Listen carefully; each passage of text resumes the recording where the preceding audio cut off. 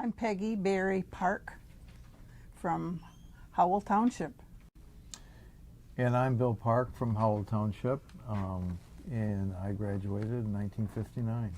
It was the Lakes School out at the corner of Burkhart and Norton Road. The first 10 years in Howell, over on North Street. So that was where a lot of my growing up happened until we moved to the country and built a house. Mm-hmm. I grew up on Burkhart Road, just I don't know how far from the school, but then we just walked to school. So I went to school. Yeah, to Lake School for 8 years, kindergarten through 7th grade, and then 8th grade, my parents had me go to the Catholic school uptown. Yeah, I graduated from Howell High School. Well, my parents always thought, because we grew up on a farm, that we were rich.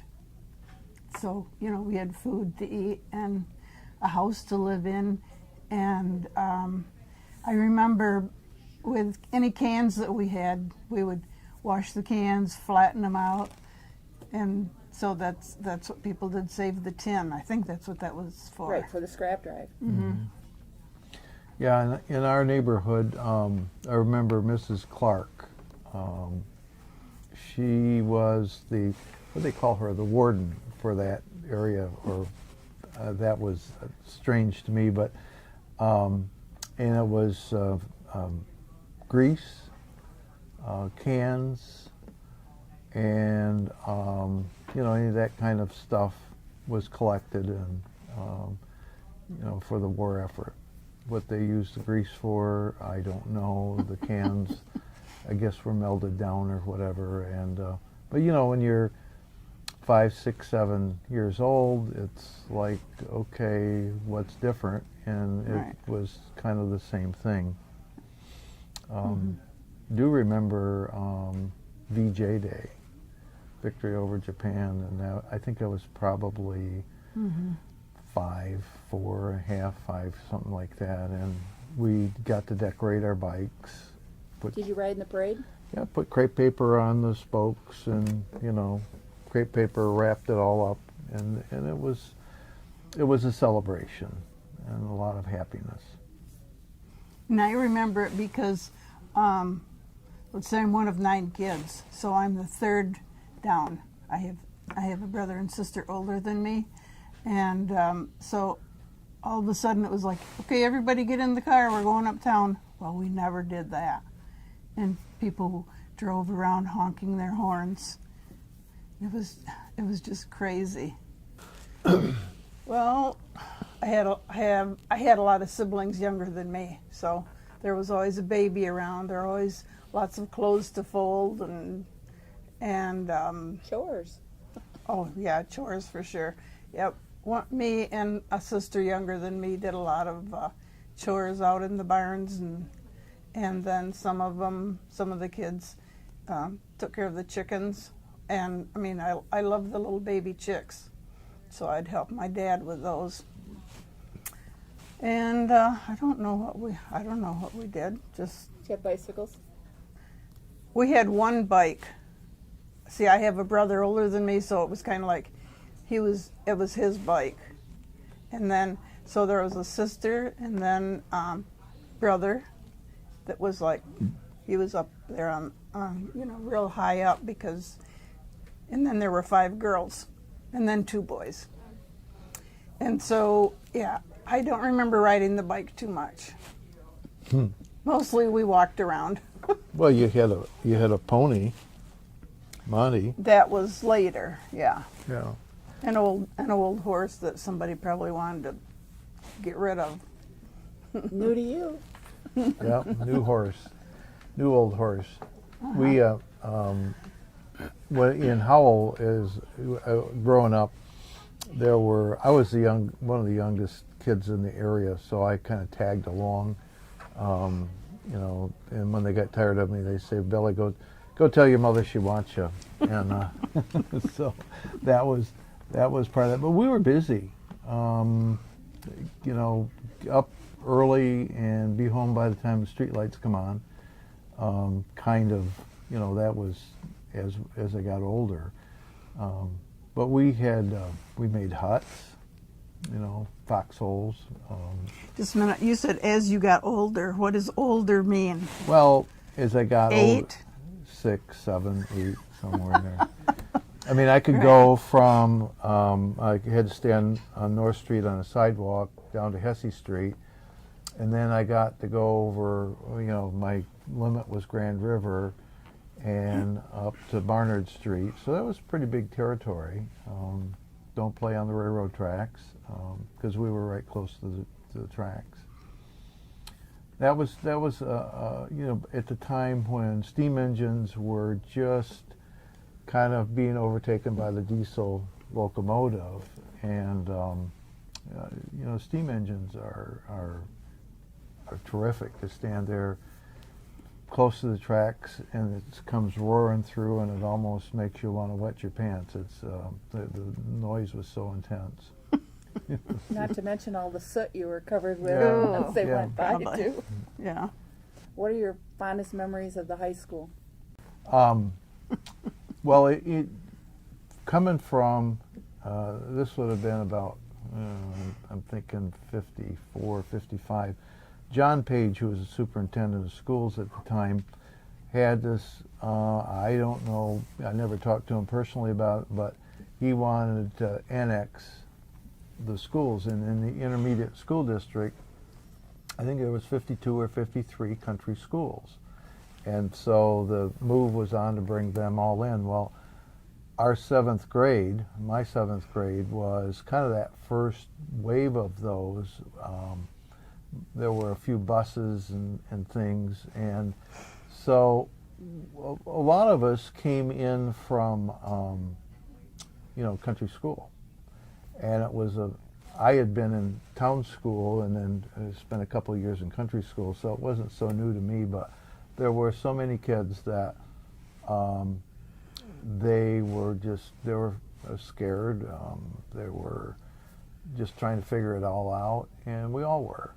And it was different. A lot of good memories about playing sports.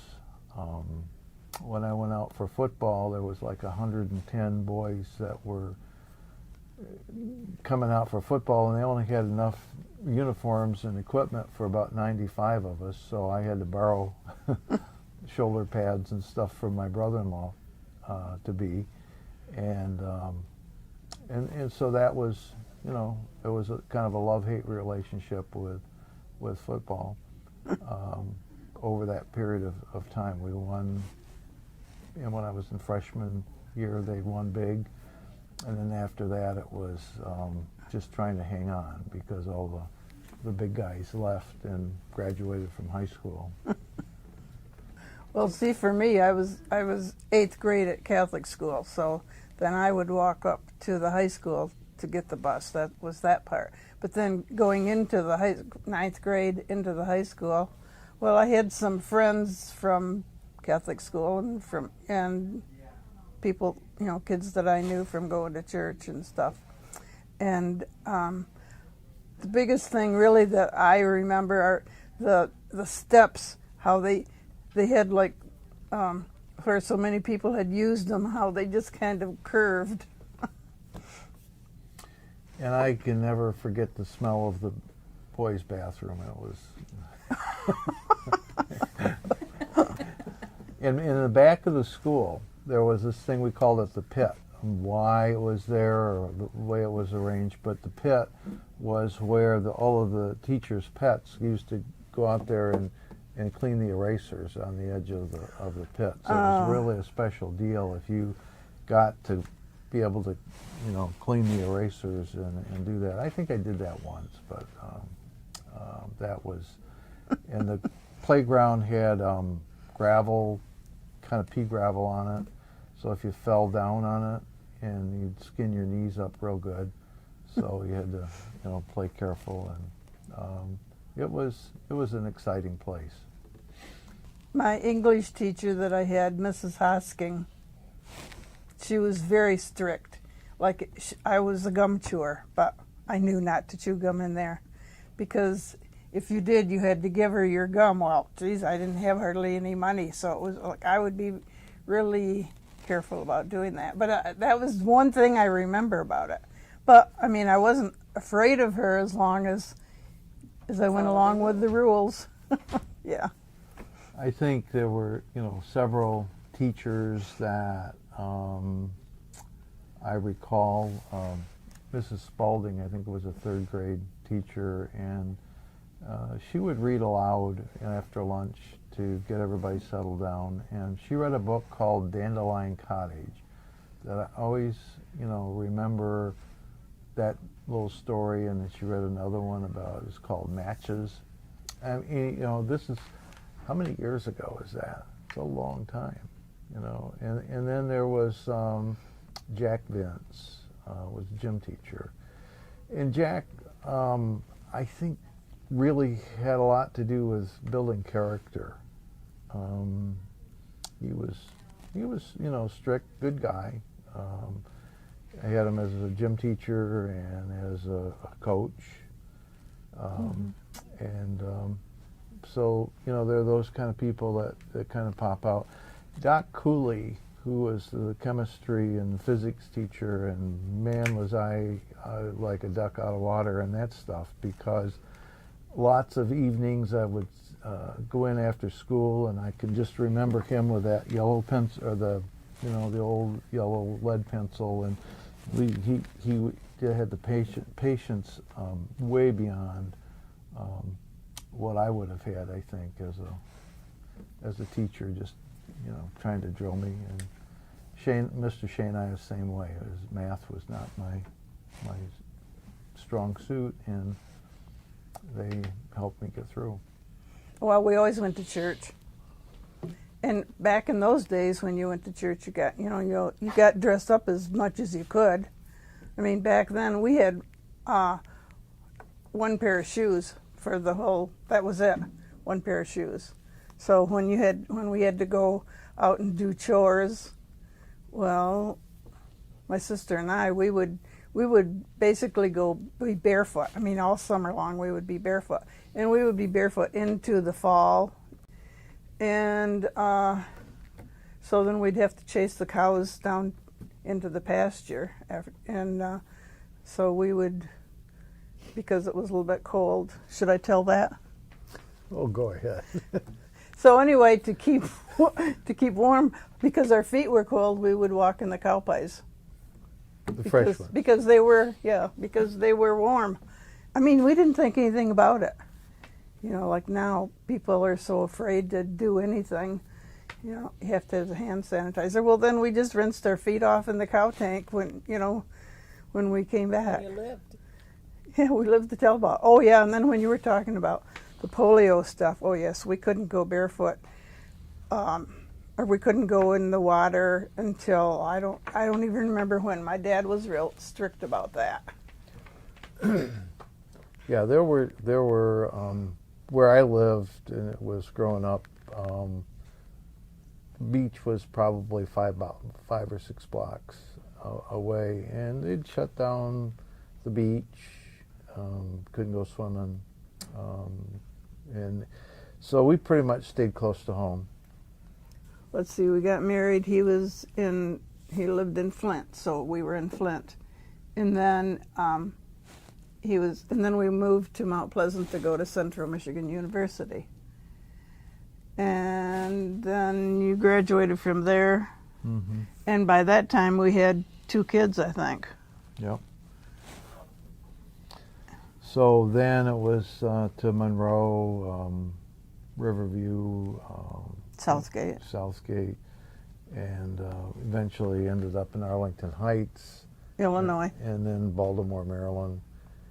And then one day I said, this is kind of, I think I could earn a good living back in Livingston County. We'd go there for vacations all the time anyway. So, yeah. And she said, what are we waiting for? Let's get out of here. Right. So we did. Came back, built a house. That's where we've been for the last almost close to 40 years. Yeah. So it was about an 18-year spread that we were gone. But coming back, a lot had happened. Right. when we were in high school, 96 was being built. During the 50s, that was quite an event because there was just a lot of farms that were, cut, and people may remember, may not, but that was Dwight Eisenhower's. He wanted these highways to be able to move military around quickly. And in fact, the day that he came through Howell, he was campaigning, it was kind of probably not more than a 5 or 6 minute stop, but there were just probably one of the biggest crowds that Howell had ever seen for anybody other than a circus, out lined up along the street. Did you go ahead and go to the movie even though she couldn't go? Yeah. Oh, you did? I never knew that. Sure. Heck yeah. Well, actually, growing up in town. Did you ask somebody else? No. You wouldn't admit to it now anyway. I wouldn't remember it. But Saturday matinees at the theater was Tom Mix, Roy Rogers, Billy the Kid, once in a while Superman or somebody like that. We'd go home after the movie and try to fly, jump off the garage, stuff like that. So, but that was, for 10 cents you could go to the movie and get a 5-cent popcorn. If you had 15 cents, you could get a big bag of popcorn. And that was our entertainment. Town kids entertainment. Yeah. Country kids, they just, did cool things like ride horses. And Tommy Kizer. Do chores. Tommy and I met in 3rd grade, and so I had celebrated my 10th birthday, and he came, stayed overnight, and I would go to his house and stay over, and he had horses and stuff. Horses were ornery, and I always remember just hanging on for dear life with those. But we'd go fishing and things like that, and maybe go to the movie. That's what kids did. Well, the day our first son was born, and those, they didn't let dads anywhere near the, where that was going on, and unfortunately. So I remember sitting in the Midget and having breakfast there, waiting for Todd to be born. And so we, I don't know, there was... I was by myself in the hospital, see. And, You were busy. she was... Eager's Restaurant? Eager's... I remember Eager's Restaurant because we took eggs there. Did you? From your farm? Yeah. That I don't ever remember eating there. I just remember taking the eggs there and then walking up, taking the eggs in the back part, and then walking up to get however much money they owed for a case of eggs. Yeah, the Eagers and family both had gotten eggs from your folks. So that was, I remember one day after football when I was a freshman, it was, 5 miles back home. So we had twice-a-day practices, and so I had to stay in town and going into the family restaurant and ordering for the phenomenal price of 75 cents the blue plate special, which had a bunch of different food on it. And so that was my first experience, I think, of dining alone. There was a restaurant in town called Culver's, and that was always a lunch spot for the older kids.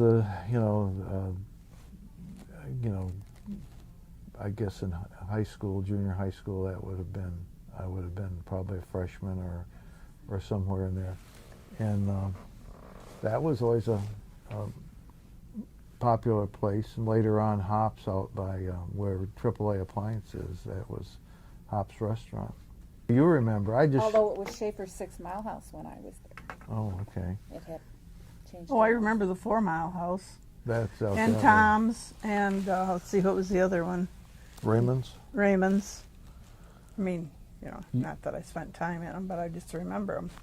Good Nows was, for shoes. You had your play clothes, your school clothes, and your church clothes. That was it. And you wore your play clothes, after school clothes, whatever, for that week because Mom didn't wash until Monday. They got dirty, too bad. How'd you learn to drive? Oh my gosh. Well, being a kid on a farm and helping with hay and helping with straw and all that stuff. I was driving the truck I don't even know how old. Very young. You just have to scooch down and put the clutch in and put the brake on and stuff, and it was lots of fun. We had lots of fun in the truck. Me and my younger sister, Eileen. Yeah, we had. Tell them about the beverage cart. Oh, well, Daddy and Grandpa would, when they were doing hay or straw or something, it was hot outside, and so they'd have us go get some beer for them. So my sister and I would, we always those big tall bottles of beer. So we drank the neck down. I don't even remember when that started. We just did it, and they were thirsty too. Yeah, and so they never said anything to us about doing that. That's just what we did. Well, then in the truck, then when we got older, maybe around 11 or 12, under the seat was my dad's cigarettes. So, then we'd share a cigarette, and while they were going around in the combine, Daddy would be married her anyway. She couldn't go to that movie, but she. Same with you? Oh no, he was. When you came time to get a license. Well, okay.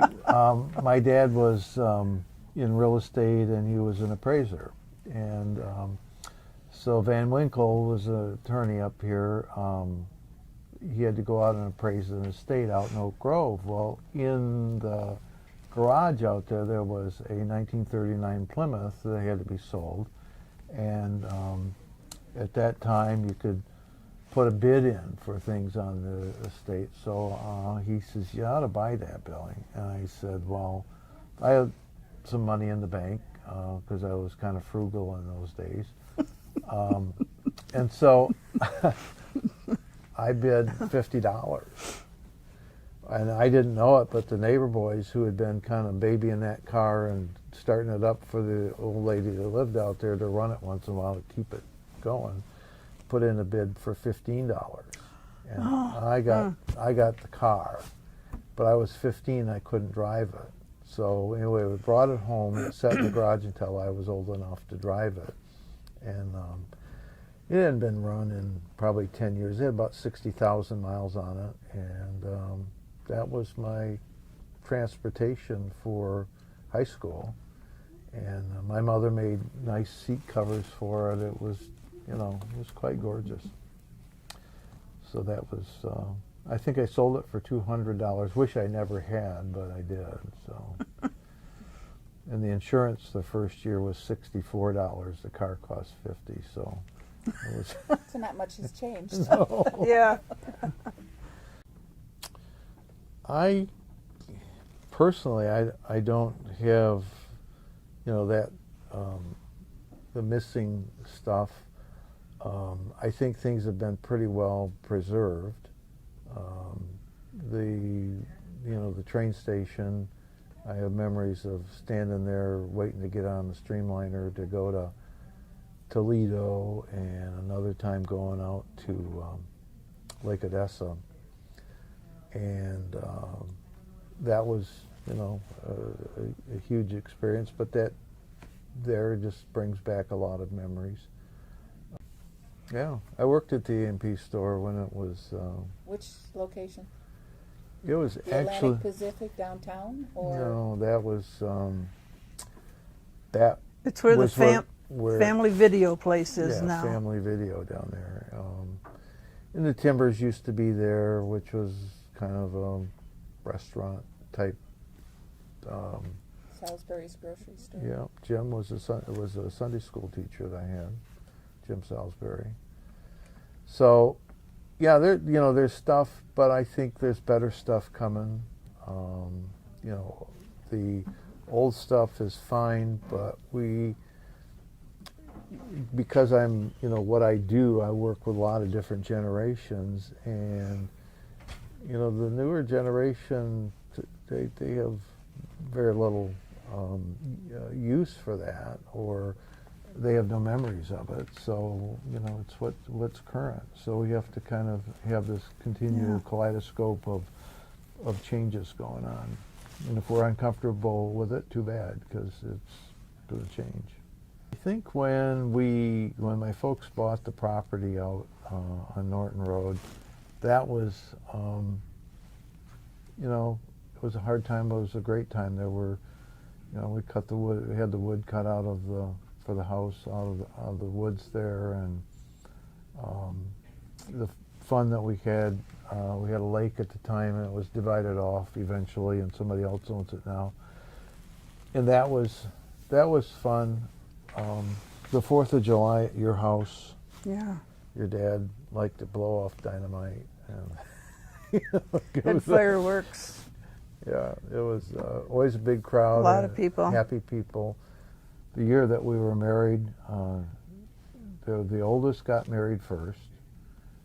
The next oldest got married in July, and we got married in August. So there were 3 weddings. And In my family. yeah, and they were, a couple months apart.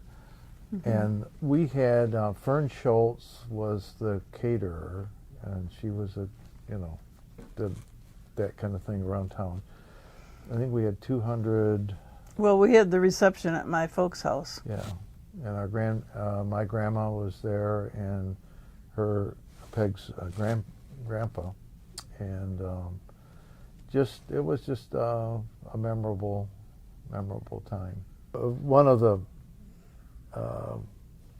stories that I tell once in a while, Gramps' house had a small kitchen in it, and it was made that way for a particular reason, but I went into the, as the groom, I'm going around seeing people, and so there were, I think, 6 or 7 men that were, old men to me. So they were standing around, kind of close together. There was Al Fowle Sr., and Slim Martin, and Spike Daniels, and Glenn, and Fred. Fred was the grandpa, my brother-in-law, and me. And so Al Fowle steps forward, and he says, he holds his little drink glass up, says, "I'm a Democrat." And my brother-in-law steps back. He says, "I am too." And the rest were all staunch Republicans. And so anyway, that little, story, and then my mother or dad had told my brother-in-law, you got to watch out for old wheelchair Barry, because he can't drink. My grandpa, Fred. Well, he could drink anybody under the table. So next thing I know, my brother-in-law is out there. There was an old pump well in the yard, and my mother's got him by the scuff of the neck with his head under there pumping water, trying to get him sobered up. So it was a fun party. Well, I really appreciate you giving your interview for the Zimper Project. Well, we're delighted to be a part of that. Right, because Zemper took our class pictures when we graduated from high school. He was the chronicler of our times, and I always have great memories of him mentoring. Actually, I think Jerry, can't think of his last name, but anyway, who later went on and had a career in photography, and so there was just a lot of stuff that happened during that era, and Zemp was such a big part of it. Mm-hmm.